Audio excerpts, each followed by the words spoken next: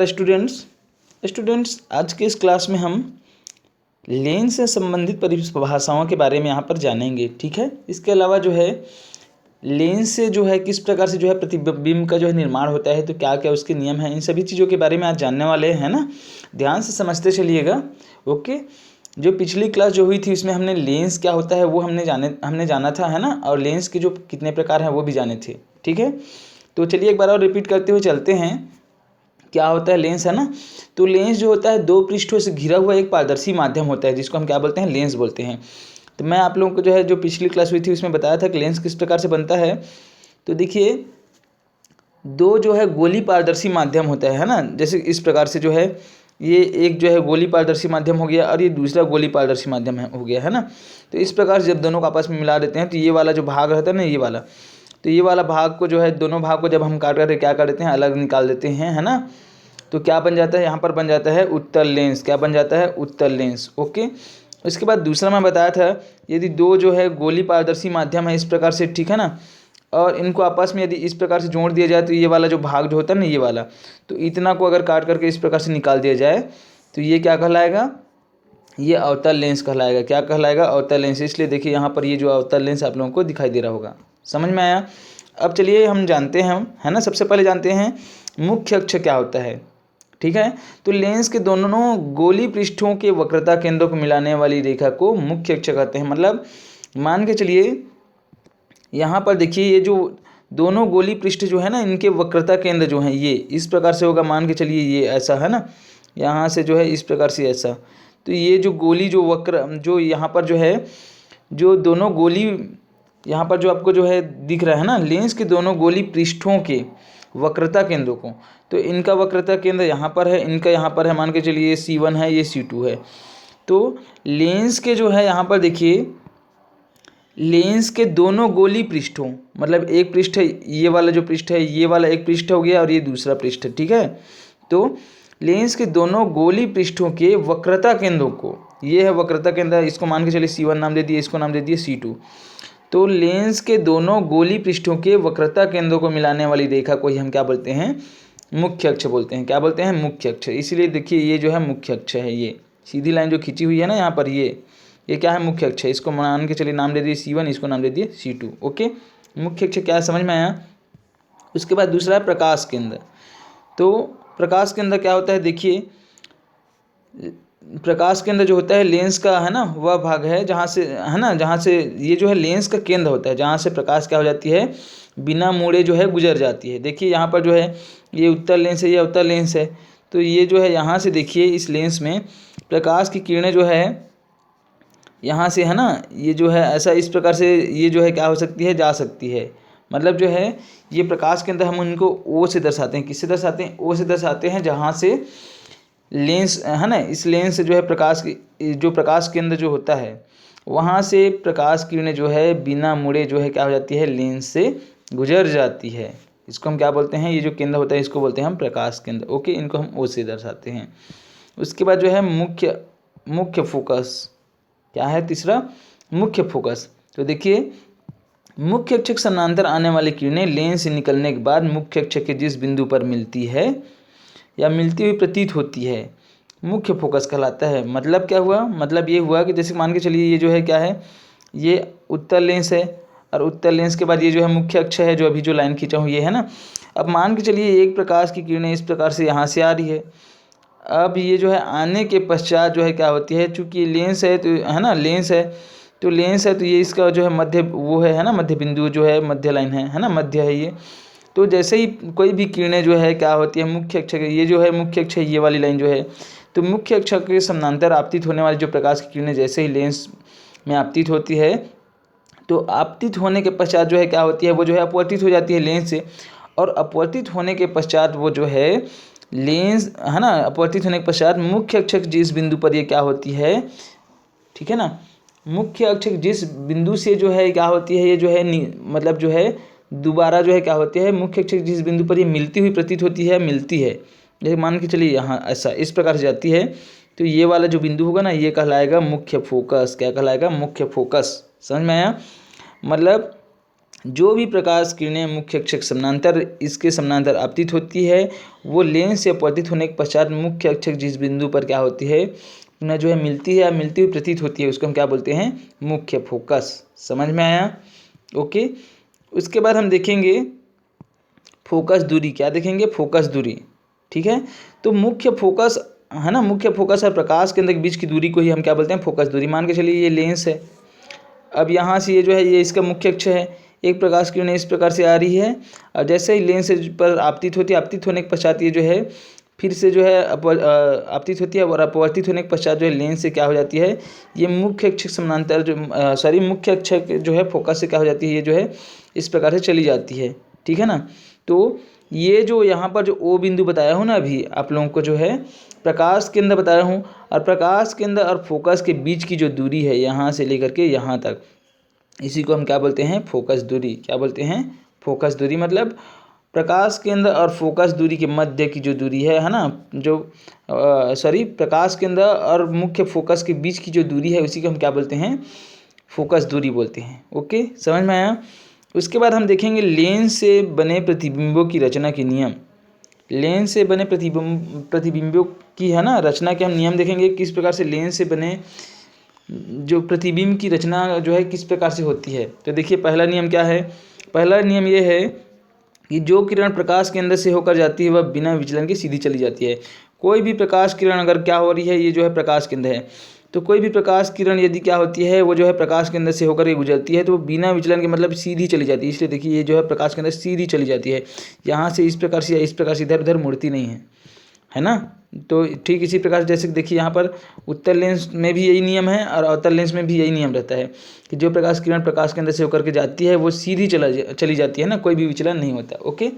उसके बाद दूसरा देखिए, दूसरा नियम क्या बोलता है? प्रतिबिंब निर्माण का जो है ना, प्रतिबिंब की रचना के जो नियम, दूसरा नियम क्या बोलते हैं? लेंस में जो प्रतिबिंब की रचना जो होती है उसमें देखिए तो दूसरा नियम बोलता है कि जो किरण मुख्य अक्ष समानांतर आपतित होती है वह लेंस से अपवर्तन के बाद मुख्य फोकस से होकर जाती है, उत्तर लेंस या मुख्य फोकस से होकर आती हुई प्रतीत होती है अवतल लेंस में।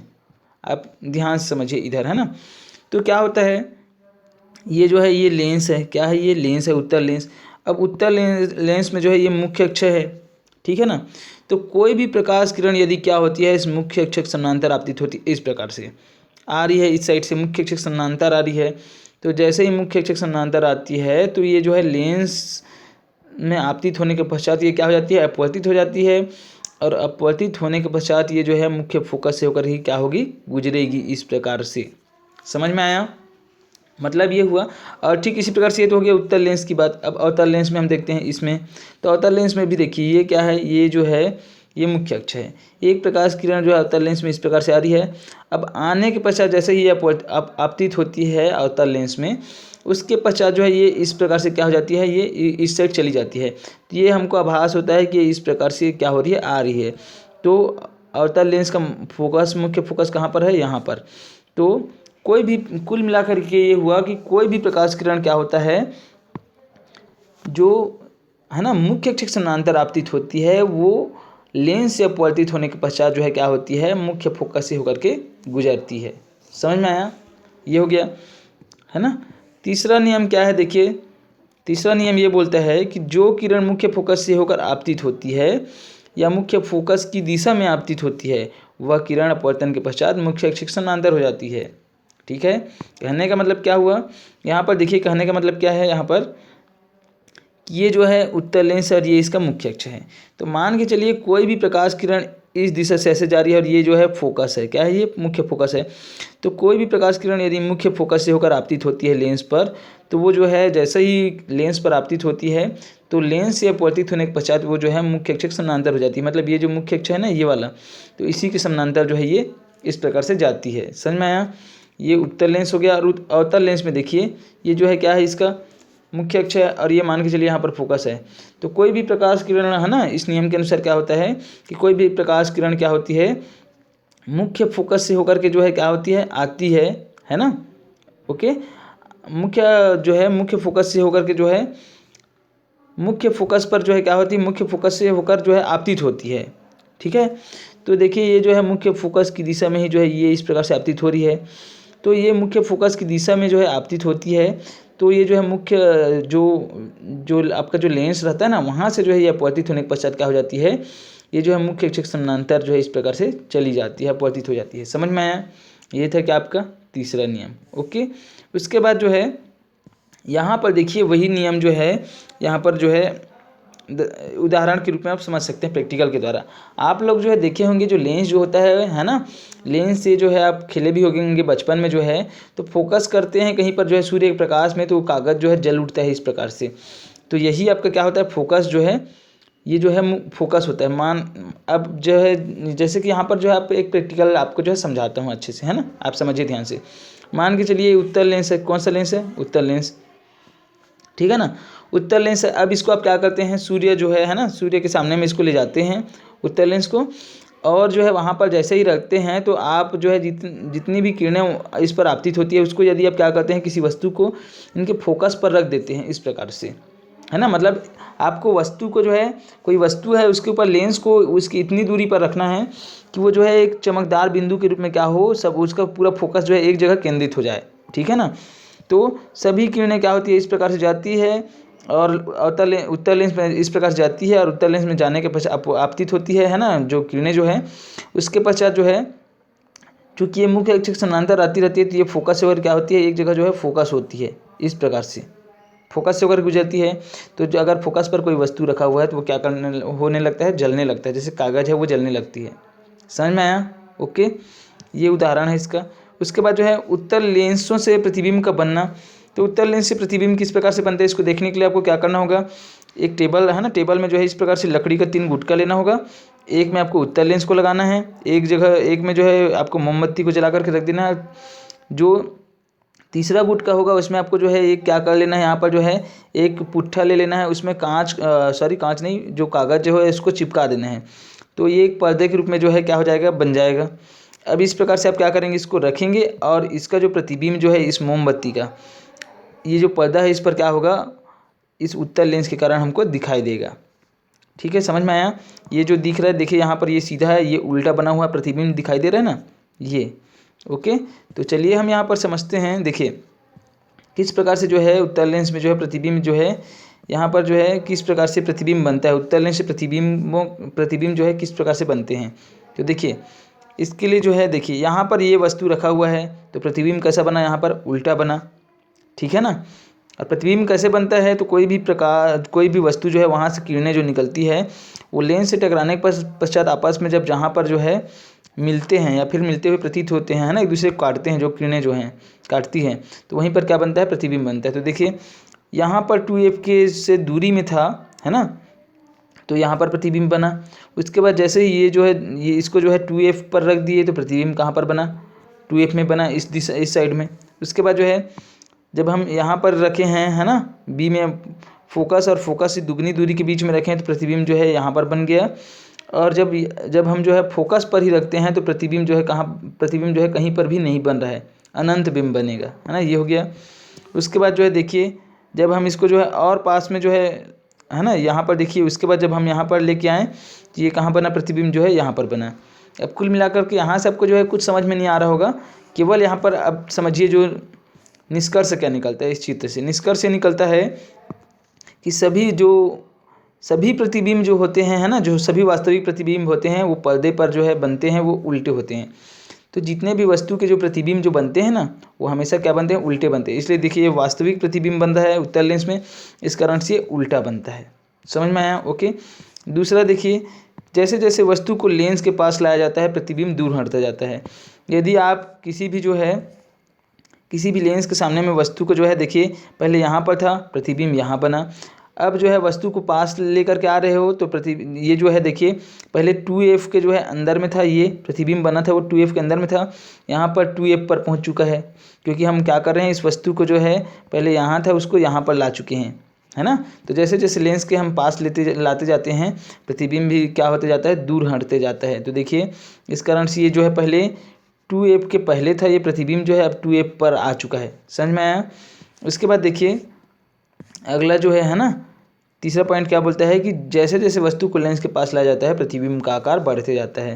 तो यदि आप किसी लेंस के पास जो है वस्तु को जितना ज़्यादा जो है उसके पास है ना लाते जाओगे, क्या होता जाएगा, प्रतिबिंब का आकार बढ़ता जाएगा। देखिए यहाँ पर था तो छोटा था, यहाँ पर लाएँ तो थोड़ा सा क्या हो गया है, बड़ा हो गया है। उसके बाद इसको और जो है हम 2F और F के मध्य लाते हैं तो प्रतिबिंब और क्या हो गया, और बड़ा हो गया। समझ में आया। उसके बाद जो है अंतिम जो है, देखिए जब वस्तु लेंस के बहुत पास होती है वास्तविक प्रतिबिंब प्राप्त नहीं होता। यदि हम वस्तु को क्या कर देते हैं, यदि हम वस्तु को जो है बहुत लेंस के बहुत पास में ले आते हैं तो प्रतिबिंब जो है वास्तविक प्रतिबिंब नहीं बनता है। देखिए प्रतिबिंब कहाँ पर बन रहा है, यहाँ पर हम बहुत पास में ले आए हैं लेंस के, तो प्रतिबिंब जस्ट सामने में बन रहा है और ये क्या कैसा है, ये वास्तविक प्रतिबिंब नहीं है, आभासी प्रतिबिंब है। समझ में आया। ओके, तो वस्तु को यदि हम ज़्यादा पास में ले आते हैं लेंस के तो प्रतिबिंब जो बनता है वो जो है वास्तविक प्रतिबिंब नहीं रहता, आभासी प्रतिबिंब रहता है। समझ में आ रहा है। ओके ठीक है, तो ये हो गया क्या आपका जो है जो प्रतिबिंब बनता है उसके निष्कर्ष। ठीक है ना। उसके बाद जो है देखिए अवतल लेंस में किस प्रकार से जो है प्रतिबिंब बनता है। तो देखिए ये जो है अवतल लेंस है, ये अभी तक हम उत्तल का देख रहे थे है ना। तो ये जो अवतल लेंस है तो यहाँ पर एक वस्तु रखी हुई है, तो इसका प्रतिबिंब कहाँ पर बनता है, तो इसका प्रतिबिंब जो है देखिए सामने में बन रहा है, इसका मतलब क्या है, और सीधी बन रही है।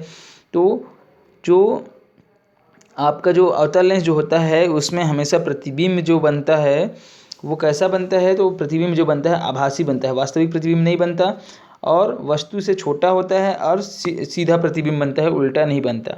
ठीक है, समझ में आया। तो आप समझ गए अवतल लेंस से किस प्रकार से जो है प्रतिबिंब बनता है। ठीक है, अब जब नेक्स्ट क्लास होगी इसमें हम लेंसों के अनुप्रयोग और आगे पढ़ेंगे। ठीक है, तो आशा करते हूँ आपको समझ में आया होगा, और हो सकता है थोड़ा सा फास्ट हो गया होगा तो आप यूट्यूब में आप स्पीड कम करके देख सकते हैं। ठीक है, ओके, तो आज के लिए बस इतना ही। जय हिंद, जय भारत, जय छत्तीसगढ़।